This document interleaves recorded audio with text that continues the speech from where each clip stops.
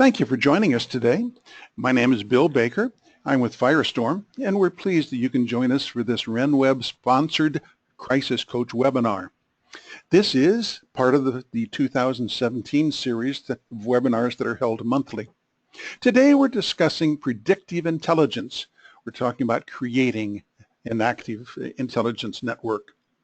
We'd also like to have you become our friend on Facebook, Firestorm Solutions, on Twitter, Firestorm Soul. Hashtag is Crisis Coach.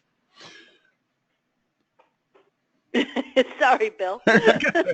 Firestorm transforms crisis into value and empowers you to manage risk and crises. Firestorm expertise is crisis management, critical decision support, crisis communications, crisis public relations, and consequence management. We do want to remind you that today's presentation is not complete without the accompanying oral comments and discussion. This information should be discussed in conjunction with advice from your organization's personal counsel. This information should not be considered legal advice or legal opinion. As I mentioned, this series is underwritten by our good friends at RenWeb. RenWeb has been hosting and co-sponsoring this webinar series for several years now, and they have strong programs that allow you to be able to stay in touch and control your school environment. Our presenter today is Karen Masullo. Karen is the Chief Intelligence Officer and the Executive Vice President at Firestorm. She has extensive experience in corporate training, in social media training and social media monitoring, and all aspects of social media usage and keeping in touch with what's going on in the outside world. Karen, over to you, please. Hey, thank you, Bill, and thank you to the schools attending today. I know many of you are on break, and so some of you will be listening to, and it's recorded format on our YouTube channel at firestorm.com/continuity experts. For those of you on the live call, thanks so much for taking the time today. I think we have some interesting information. It's been a very busy week in the world. So we have some relevant information around some emerging news stories and how they fit into what our subject is today. During the session, if you have a question, the GoToWebinar chat dashboard kind of thingy on the right-hand side of your screen has a place you can type in a question. And Bill, if you will, forward any questions to me after today's session so that we can get to those in an email. I'll be happy to do so. Also, you can reach out to us at firestorm.com through our contact page, and we'll have other information at the end of the session that has some emails and phone numbers you can certainly call. I do want to thank the good folks at RenWeb for sponsoring this series and others like it. And we have worked with the RenWeb group for quite a number of years. And because of that, you have some value adds that RenWeb gives to you because of our partnership with them. So if anyone on this call or anyone listening is interested in doing a high-level assessment of some key quadrants of risk in your organization, we'll be happy to schedule a co-facilitated assessment. It takes about an hour. We'll make sure that happens for you and get that scheduled. Also, we are offering any school within the RenWeb system that reaches out to us a waiver of the first-year fees for the license, training, and support materials for our behavioral risk threat assessment program. That's $7,500 we're going to save you there, and you're under no obligation the second year to continue.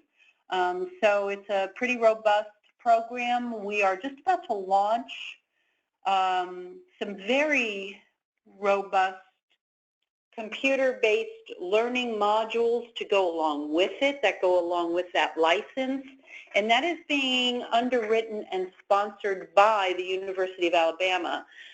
So we've got a really powerful team of people working on creating some of the best training we can for you. And again, there's no fee for you to use that. Okay, so what are we going to talk about today? We're going to talk about I need to update my picture because it's old and I've lost 22 pounds. But also we want to talk about what keeps you up at night. We always seem to come back to that point. And we know that it depends on the night as to what keeps you up and what's happened during that day's event. So if there is an event in a school, in the nation, we know that that's a worry for you, an event of violence. If there's a data breach, we know that's a worry for you. So what we want to do is talk about these concerns and risks in the context of predictive intelligence and building an intelligence network. And I want to sort of give a high-level overview of our point of view of those words and what they mean. Predictive intelligence is generally used by marketers. And what it says is, okay, you like this music, and most likely if you like this music, you probably like this television show because other people in your age group who like that music like this television show. Not only do they like this television show, they like this book and these movies, and overwhelmingly they seem to use this type of antiperspirant. So we think that you might also want to use this type of shampoo. And it's a way to push products to your tribe.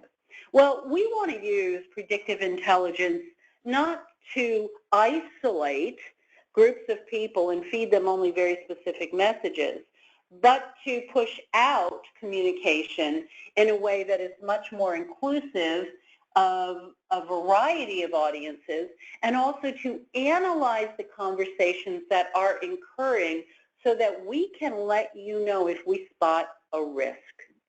And a risk can take a variety of forms. It may not be as obvious as I go to St. Michael's school and I'm going to bring a gun to school. We know there are many, many St. Michael's schools around the country. We have to understand the region. We have to understand the context of the conversation. So we're going to talk about all of that in just a minute. And that brings us back to what really does keep you up at night. Without intelligence, all of these events can occur, and we may be prepared in one way or another for them, but are we prepared for the nuance of how the event might unfold? Along with understanding monitoring technology in order to build an intelligence network is also the people, the real-life flesh and blood people that you know and you interact with. It can be the police officers in your town, the fire department, your mayor. It can be your chamber of commerce, other RenWeb customers, other schools in your environment, your neighbors. There are a variety of people you interact with that provide you intelligence that can let you know if there's a teacher or a student in trouble that needs your help. We combine that with information and awareness of how these types of incidences unfold in order to help you keep your students and your teachers and your staff, your school administration, your community, your parents safer. So we all know that these are some of the key ones, and there are many other key areas of concern for us, but any loss of life is something that we need to be aware of, practice for. Natural disasters, depending on your part of the country, from Portland, Oregon to Tampa, Florida, that we have a variety of different natural disaster risks that occur at any given part of the country. And you really have to be prepared for what's unique to your region. And you also want to be as up-to-date as possible on what the most current thinking is to respond to and survive a major natural disaster. We're always concerned about some type of injury on our property, right? And we're not just talking about students in our schools. It could be a teacher or a workers' compensation type of situation. It could be a vendor when they're delivering something to us. It could be a guest in our facilities or on our property. It could be a parent at one of our games, and maybe there's something wrong with the stands where we're sitting and watching the game. So we always have those types of concerns that we need to be aware of. we might have some sort of a major supplier interruption. And what would that mean to you? Well, it might mean that perhaps something happens to your water. West Virginia, a couple of years ago, had a town in outside of, I think it was Charleston, West Virginia, just up from Huntington, where 240,000 people were without water because a chemical plant had leaked really poisonous chemicals into their water system. And schools, hospitals had to close, restaurants closed, because you can't function without water. You can't have facilities. You can't provide a safe and sanitary environment without water. So we need to make sure that we understand what could happen if that happened. We prepare for power outages. We don't prepare as much for some other outages. Certainly an epidemic or a pandemic, I mean, schools are experts at understanding how that unfolds and preventing through helpful facilitation from the medical community. But if 70% of your students and 70% of your teachers are unable to attend school in any given period of time, do you have alternate ways set up to educate your students and to keep your instructors and your teachers paid and healthy and back to work as soon as possible? So that's another kind of thing that you need to work through in your head. And there's an interesting risk that could come along with that. These are the outlier types of things that you don't think about. We had a situation where we had a school that the physician who had been working not only with their school but with multiple schools in the area for a period of 30 years was accused of inappropriate behavior with a minor child, and it was released that there was a history of this type of activity. Well, every school that that physician had ever come into contact with and every child over a period of years suddenly needed to be reviewed, and it was a really complex situation. So within a crisis, you have some other type of outlier event that could happen. You could have a loss of a major income source. If you have a brand and reputation event crisis and you're a private or independently funded organization and that affects your enrollment, can you bounce back from that? Maybe you rent out your gym or facilities for other events and you have done so in a contract with someone over a period of time in order to fund your students' education, and what if that were lost? So we need to think through those types of things, and that goes along with the public and brand damage event. Everyone is concerned about a hacking or a leak or data breach of some type, and I think, you know, the saying says there are only two types of company, those that have, know they've been breached and those that don't. So what are you doing to make sure that that's secure, and how are you listening? Is there a way to figure out if you're being targeted? How about if other schools are being targeted? You know, when there was the great clown hoax of November of 2016, which actually had started much earlier in, I think, March of that year, I had a school that we work with that said, what's this thing about, we just saw a post on our social media monitoring about a clown threatening our property, and I explained that it was a hoax and it had been rolling out over a period of months across the country, and this was a pretty significant school system and they had never heard of it before. So you must keep on top of what is current in your industry, which is in education, and that includes not just trends and great ways to educate our children, but certainly in ways to keep them safe and what threats may be occurring. Certainly you could also have, that goes along with brand damage, a senior leadership failure of some type, and that's when trust is lost in your senior leadership. We're always concerned that, you know, we're going to find out there's some accounting error of some type, or money is missing, money that was going to fund a team or uniforms or an event. So we need to make sure we have the right oversight in place. And certainly terrorism is a fear for everyone in this day and age. So when we think of these events, and then we think of the tree outlier events that could be a part of these top-level crises. What's important to me today is that you take a moment right now to think about what is the absolute worst thing that could happen to your organization today, right now. And then ask the more important question, could you handle it? Whatever it is, and if you're sitting there today listening to this with your team, stop for a moment if you're listening to the recorded version, pause this, and just say, okay, throw out some things, what's the worst thing that can happen, and does everybody know what their role would be if that occurred? And it's going to help you, just that high-level question is going to help you start identifying gaps in your program. We know what people think is the biggest crisis that could occur. Everybody is concerned about a cyber attack. After that is some sort of a natural disaster and then some sort of violence on the facilities or campus. But there's a whole lot of stuff that's in between there. And what's surprising to me on this is that I suppose it might go into the significant reputation event. I'm surprised that's not higher, especially for our schools. We know that every day, it's a sad fact of life, but I can go Google right now, teacher arrested or coach arrested, and sadly, every single day I'm going to come up with a new result. So it's something we really must be concerned with, and we need to listen. We need to listen to what people are saying, and we need to listen to what they're saying on social media, in person and on social media.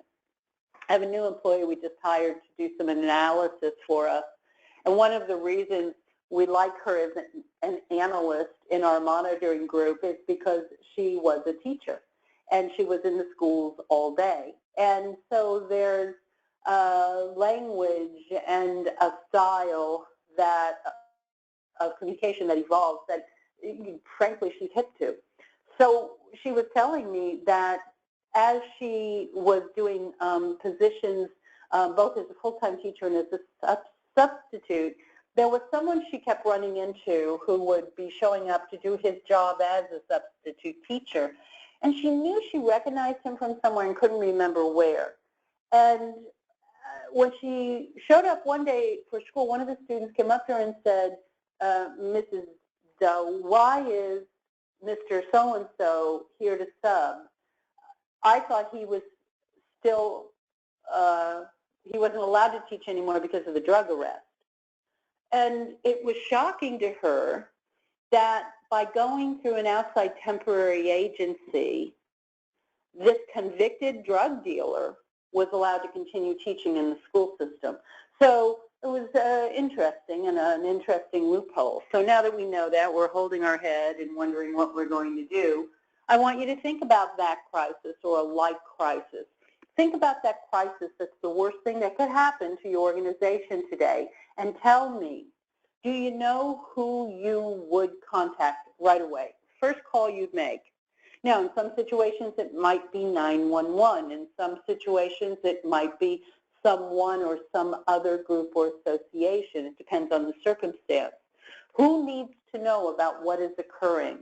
Who needs to continue knowing about what is occurring? Who is affected? And then how are you going to communicate? There are an awful lot of people that we can communicate through our intelligence networks that are face-to-face communications. And there are others that we communicate through that are digital. Let's look at another event. One of those outlier things that happen. What if this happened to you in your town right now? What if someone hacked into your city's warning system and hacked every tornado siren in your city so that suddenly, in the middle of your school day, everything went off at one time? What would you do? Who would you contact? How would you know it was a hoax? You wouldn't. Who would you reach out to? Would you look on social media? What accounts are you connected to so that you wouldn't have to search around? Could you go right to your Twitter account, to your list, where you've created comprehensive lists of important businesses, your neighbors, police, fire, first responder officials. Do you have that list? You should. You can create a list very easily in Facebook. You can create a list very easily in Twitter and your other social accounts. And then you can look and see what's going on very quickly before the call comes into you. Now, people thought this was kind of an amusing situation. We have a little poll here. Overwhelmingly, people decided it was the zombie apocalypse. But we have to look at this from another point of view. Certainly, as responsible educators, I know what you are thinking is, I bet people were panicking. I bet people were evacuating buildings, trying to find out what was going on. I bet people were scared. What about hospitals? What about people who are sick? What about people who are in the middle of a serious operation? It can be a very frightening thing. Here's another example. A crane collapsed on Tappan Bridge last year outside of New York. That's the main artery from Westchester County, New York, into the city. And without that, there are going to be some significant traffic delays. So what if you have to take that route to get to school every day, to teach or to be a student? What if your suppliers have to use that main route to get things to you? What if you've got a class going on 3 buses on a class trip downtown to see a play, and suddenly they get stuck on that bridge for the next 6 hours? What's your plan? Have you thought about it? Recently, I was talking to my boss, our CEO, Jim Satterfield, and Jim was on the road quite early in the morning. I think our conversation was maybe around 6 in the morning. He had some things to tell me before he arrived at his destination. And I said, my goodness, Jim, what time did you leave? And he said, well, I had to leave at 3:30 this morning. He lives in Atlanta, Georgia. That's where our corporate offices are. And a huge chunk of I-85 was burned away, basically melted and disappeared, so that I-85 cannot be used right now. And so in order to get where he was going, he had to leave that early because now the alternate route starts backing up at about 4:30 in the morning with people trying to get where they need to go in the Atlanta area, where traffic is already really challenging.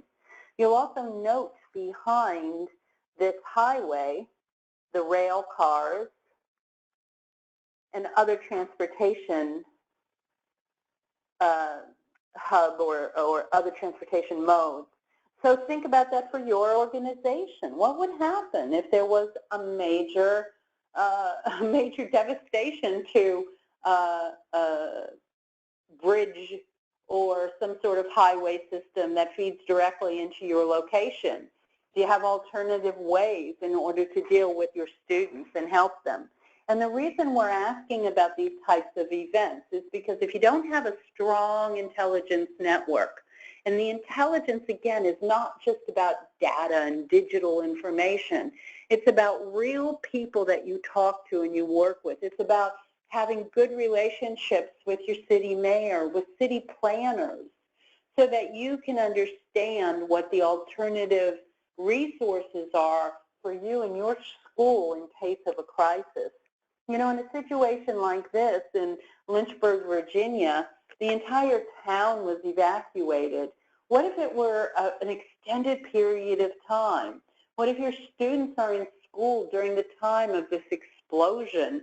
We don't know what's in the air. We don't know what the air quality is. Who do we call? Who do we talk to? How do we get our kids out of there safely? And how do we get them back? How do we get them back with their parents if we help make the evacuation? So the first thing we're going to ask you to do as you start building an intelligence network is to build the physical one, build the real world one.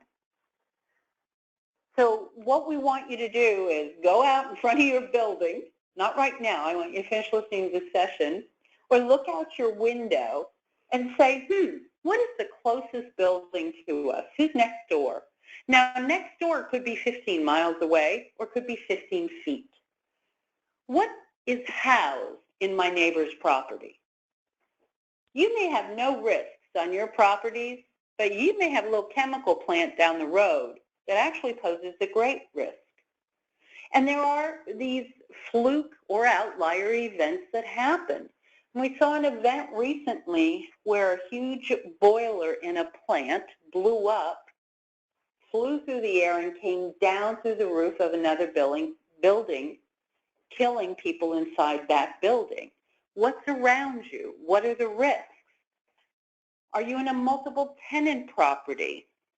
Perhaps you have a school that is housed in some sort of a corporate office park or a high-rise of some type. Perhaps you run a day camp or a daycare, and it is housed in a corporate office building.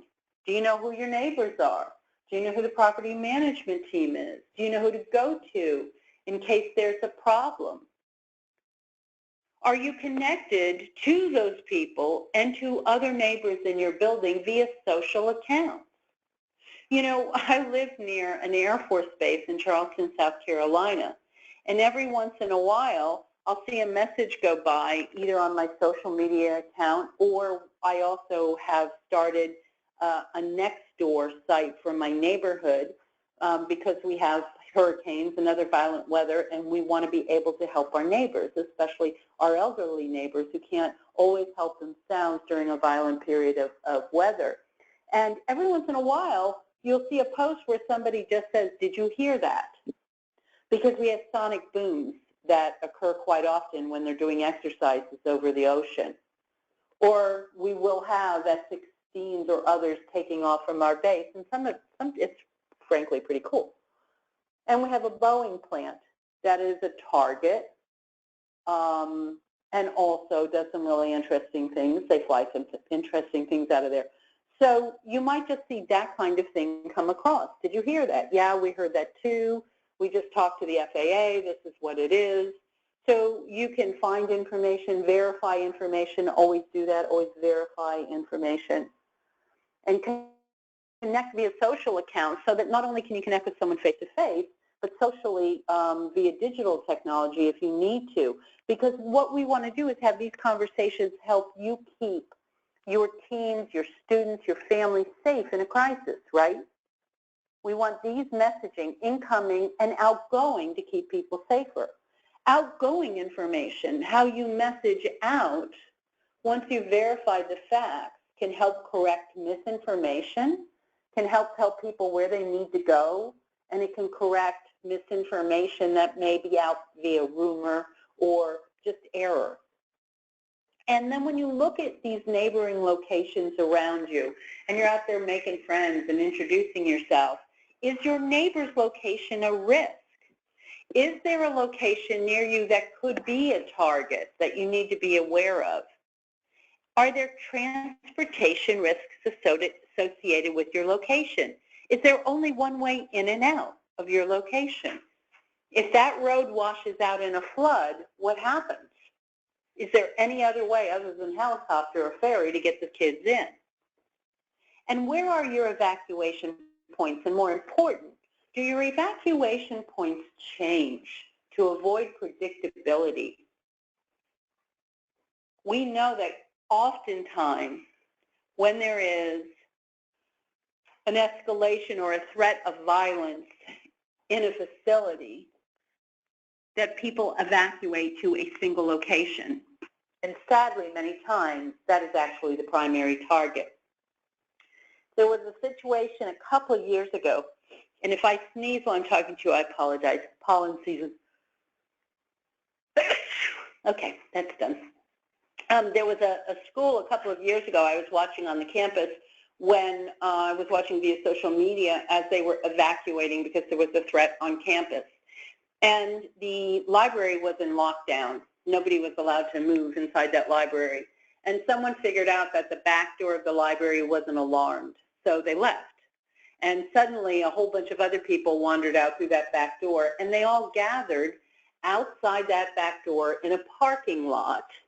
And they were just hanging out and talking, saying, I wonder what's going on.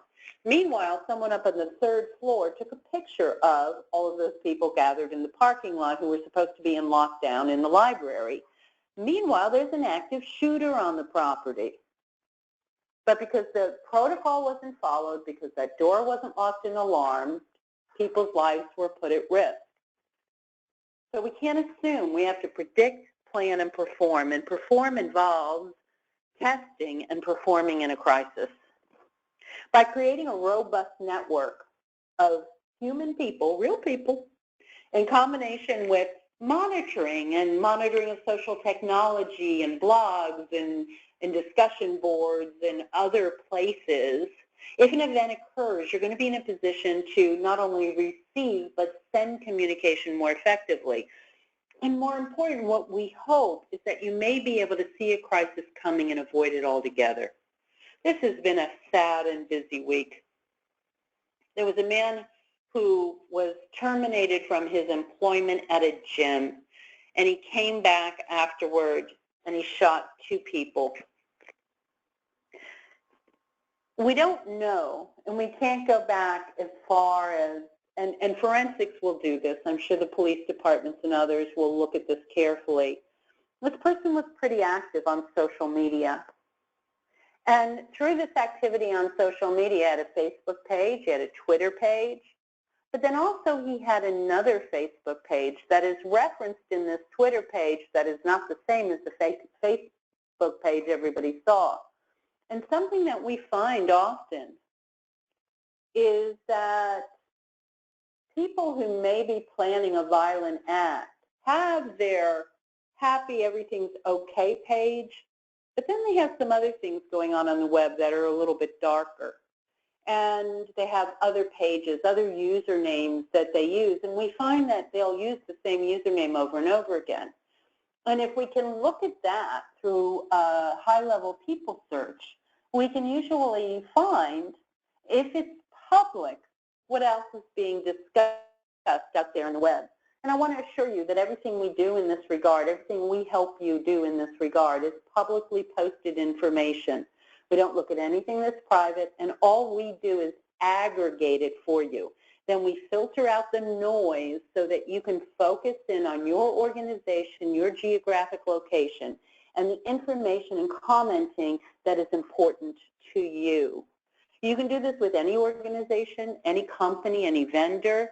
You can use their tools, or we have some that we believe are best of class, and we have practitioners within those organizations who can help you. And then, of course, we have our own analysts who are experts at using the tools. And for us, it's the person in the chair that makes the tool work. We love the tools that we use, but we need people to interact with the data, to put it into context, and to help give you the information you need in as timely a manner as possible. Because we know every crisis is a human crisis, and we want to avoid this. We want to avoid this person having to witness something so devastating to his family or his friends or his coworkers. By utilizing predictive intelligence, the earlier a problem is detected, the less impact we believe it will have on your organization. As a matter of fact, if you were to go Google or use a search engine right now and type in plot thwarted, school violence plot thwarted, school shooting plot thwarted, there's an awful lot that's happening every day, and it's growing. We don't see those as the headline because if it doesn't bleed, it doesn't lead. But we are seeing more and more organizations become more savvy to how they can use public intelligence in order to stop these types of plots and plans and copycats. And we can use predictive intelligence to not only watch what's happening in real time, but if we need to assist investigators to go back in time, we can do that as well. We had many clients in Boston, and as we come up to the next Boston Marathon again, it reminds me of when that first event with a bombing happened at that event. And we reached out as we saw it evolve on social media. When we saw, I'm okay, something really bad just happened at the finish line, we sent out an email blast to all of our clients and those on our newsletter list and said, if you're in the Boston area, something just happened. We don't know exactly what, but we believe it is a significant event that will affect your ability to move about the city. You may want to release your employees early. You may want to find alternative ways for them to get home. You may want to plan for alternative ways of doing your work the next day and weeks to come, because we think this investigation may close down the city for some time. But the sooner you can hear about information, the better you can make those critical decisions, or better yet, put the plans and programs in place that you've already designed. Initial threats or risk behaviors are currently shared on social media. I don't know why. I'm grateful that they are so that we can see them. And there are some websites you don't know about. There are websites like 4chan or even 6chan where there's some pretty lousy stuff going on, some pretty ugly conversations. And recently there was a threat against a school and it bubbled up on 4chan. And we were able to say to the school, we don't know who it is, but we know that this looks pretty much like a valid threat. And one of the, and allow them to take action. The other thing about some of these less savory websites is that there is a culture of encouragement on those sites. So if I'm someone who is cutting myself, I may be on a website where people encourage me to cut more, where people want me to film it live, where people will actually pay a gratuity through the application for me to do so. So we need to be aware of all of these types of activities that are ongoing and expand our intelligence around how they're used in the real world face-to-face and how they're used digitally. Now, we've all seen, and I'm sorry, I should have said, so we're going to show some images that may be triggers or upsetting to some people. At 1 o'clock, there was a news conference with the daughter of this gentleman who you see on your screen, who was forcibly removed from a United Airlines flight, and their attorney, discussing the lawsuit that they will be filing. It was a very interesting news conference. And I think we've all seen some varied information on exactly what happened. Remember, the first hour after an event, the first day after an event, there's going to be a lot of misinformation. This always happens. So this is a combination of real world, real life people, right? The people who were on the plane. And there were a variety of cell phones going at any given time, which in our lives today, you must remember that that's a fact. If you're walking down the street right now and you trip, sadly, somebody is probably filming it. And I'm not happy about it. It's just the way it is. So for this specific, I've always had trouble with that word, specific situation, there was a smartphone across the aisle, a smartphone behind. The woman behind him, I think, let's see, she might be 8 months pregnant. I think she had a 2-year-old child with her. She was worried for her own safety. So there are a variety of angles on this. And this has hit the news in a very significant way because this physician was dragged off of an airplane forcibly during a period which he had hit the headrest, the armrest, excuse me. He lost 2 teeth, he broke his nose, and he had a severe concussion. He does not remember breaking away from the marshals or from the police, getting back on the plane and running to the back of the plane where he was filmed saying, just kill me, just kill me. What he did tell his attorney was that he was flashing back, he remembered flashing back to when he was a Vietnam refugee and was fleeing on a boat. which I'm sure is part of the case that will be ongoing. And these are those disturbing images from that event. We have seen similar images from inside classrooms, haven't we? We have seen resource officers pick up students, turn them upside down, and slam them into the ground. What if that's your school? What is your plan right now? If your resource officer, someone in your school today, commits an act of violence, whether there's some level of justification or not, let's get that out of the picture, and it goes viral, are you prepared right now today to deal with it? If you're not, you need to be. And we've cautioned you about this time and time again, but even the smartest CEO at one of the largest companies in the country forgets. And what did Oscar Munoz do? Oscar Munoz, who, by the way, was elected as PR Week's 2017 Communicator of the Year, he came out with a statement too fast. He didn't know all the facts.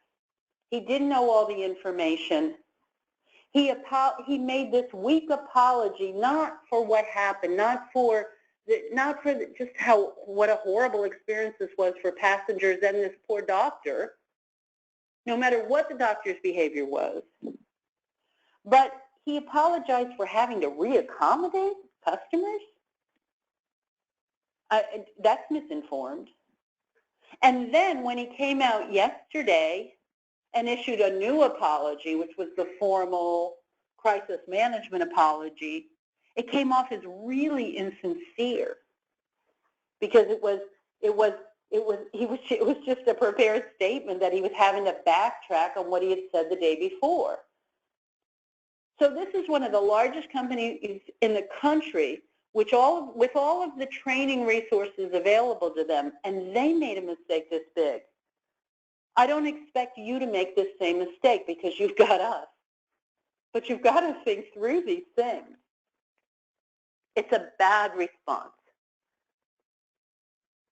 Before an event, we want to know that we're able to intervene if we've got the information.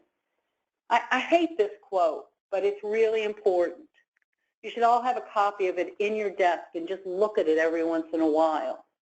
This is a quote from Robert Butler, and if you don't know who Robert Butler is, Millard South High School lost their assistant principal, and their principal was wounded when he attacked. He shot and killed the assistant principal, and he posted this on social media. Everybody that used to know me, I'm sorry, but Omaha changed me and blanked me up. And the school I attend is even worse. You're going to hear about the evil blank I did, but that blank in school drove me to this. I want you guys to remember me for who I was before this. I know I greatly affected the lives of the families I ruined, but I'm sorry. If we study this kind of language, if we study these types of threats, we can help you identify when students in your organization or who may affect your organization may use the same type of language, may use the same type of threats, and we might be able to keep you safer. Can we guarantee it? No. Can we catch everything? No. But I know that everyone on this call is thinking to themselves, if we could just catch one instance more than we do today, that would be worth it, and you'd be right. The best call you can get from me if I'm doing your monitoring for you or my team is that nothing's going on. We haven't seen a thing. That's the great call to get. Sadly, in San Bernardino this week, that was not the case. And this was a case of domestic violence spilling into the schoolyard, spilling into the building. Now, this is important, everyone on this call, and if we go a couple minutes over, I apologize. But I really want you to think about this. If I came to your school today and you know me because my husband is a teacher in your school. You've seen me at barbecues for the last 12 years. I come to every football game with my husband because he's also an assistant coach. We're really involved in the school. We do everything we can. And I show up at the school and I go to the front desk and I say, "Hi, Mary. It's Bob and Mai's anniversary today. I'm just going to sneak back and give him a surprise for our anniversary, okay? I'm not going to interrupt the class. Are you going to say yeah? Are you going to say, sure, go on back? You might even say, oh, how nice, how sweet. You might let that person in against all protocol and procedure. I want all of you to go back and talk to your offices today about this. Talk to your teachers. If they saw someone walking in from the parking lot, could that person hitchhike with them? Hi, Bob, how you doing? What are you doing here today? Oh, I came to surprise Mary for our anniversary. You might want to be part of that surprise. We have to follow procedure and protocol. It's there for a reason. The shooter in this event who shot his estranged wife, they'd only been married since January. They'd been separated for about the last month. He wrote this in July of 2016, and while it's not related to the situation with his wife, it shows a certain type of thinking. It shows potential for behavioral risk. He said it's the folks who think they have nothing to lose with their evil ways that puts innocent people at risk. Most fed-up people kill the innocent. And it breaks my heart that that's what happened to Jonathan Martinez, a special needs student standing behind his teacher.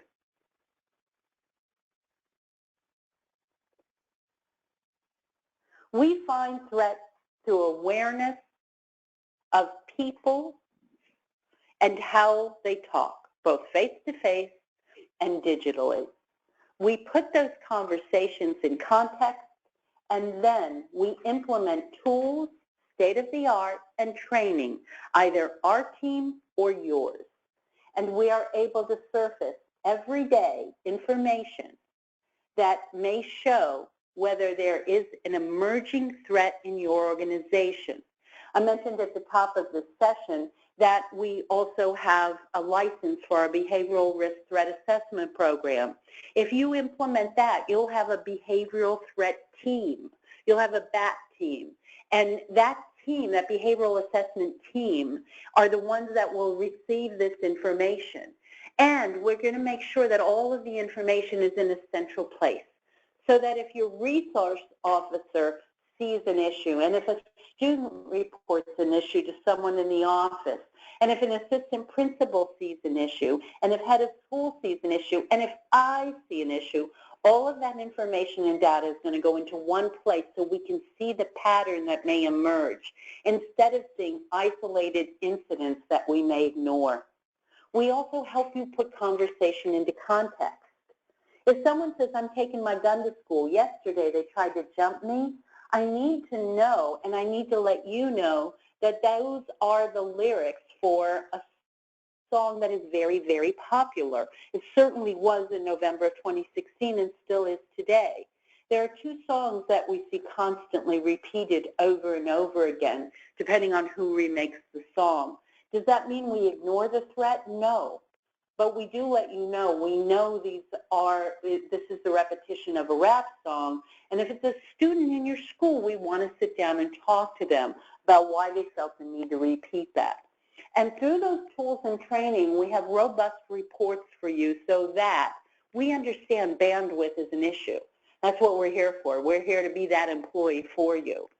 And we can report to you at a very high level what the major metrics are with regard to the threat terms or conversations that we're watching for you, what the sentiment is, and how that is affecting your school, your students, your brand, your neighbors, etc. And while this technology is used to connect and analyze and monitor, it is the people, the human beings, that make the intelligence network work. You know what threatening behavior is. If you have a kid who walks into your office and says, if you don't raise my grade, I'm going to punch you in the nose, that's a threat. We know what to do with that. Behaviors of concern are more subtle. And we may be able to see these behaviors of concern emerge in a variety of ways. We need to make sure we have anonymous reporting in place so that when other students see their peers, a change in their peers' behavior, they can report it. We need to allow teachers to be able to do that as well. But we may also see via social media via videos, via YouNow broadcasting, odd behavior, or poor hygiene, or a significant change in appearance. We may see risk behaviors escalating. We may see conditional threats being made on social channels. In almost every situation of school violence, significant school violence, and copycat school violence, there has been a manifesto surfaced. And that manifesto has been either, as in the case of Elliot Rodger, via a series of 4-hour YouTube videos that I watched painfully. It may be on a blog, on Tumblr somewhere, and it may be on Facebook in a variety of posts. Again, if we know the language, we're able to help you surface it if it involves your organization or your school. We know that you have an expectation of a management of risk and that bandwidth is limited and it's challenging to know what's happening at any given time. We know that bullying and comments and violent behavior threatened on social media all too often becomes actual violent behavior in real life. So by utilizing how you build an intelligence network, how we can walk you through doing that in both the face-to-face world and the digital world, we know that we can help you identify some risks before you may have previously. And while you can't guarantee specific results, we know that if you could, you would want to. You know, about 70% of schools out there have no type of monitoring mechanism in place whatsoever. You have a terrific notification system. You have a terrific system of managing your school through RenWeb software. Now we need to add onto that a layer of a way to be able to monitor the social conversation that goes on so that you know if you are a school where everything is a surprise to a more mature organization where you have a culture of strategic, mature action. Thank you for joining us today. I want to remind you that the greatest obstacle to discovery is not ignorance. It is the illusion of knowledge. If you would like to gain a little more knowledge, you can visit us at Firestorm.com. A brief of today's session will be available in about 48 hours, and you can find that at Firestorm.com/brief. It will be predictive intelligence, creating a robust intelligence network. I want to thank RenWeb and their powerful integrated software solutions for school systems across the country, and remind you that you can go to our YouTube channel and select the RenWeb playlist and watch any session that we have done for RenWeb schools for the last 5 years. I'll be happy to answer any questions you may have post-session at kmasullo@firestorm.com. You can go to firestorm.com and say hey through a contact form. You can contact the beautiful and lovely Bill Baker, our moderator today, at webinars@firestorm.com, or call us at our 1-800 number. I appreciate your time today. Thank you again to RenWeb, and thank you for taking time from your break schedule to listen to this session. Have a great day, and that will end our session for today. Goodbye.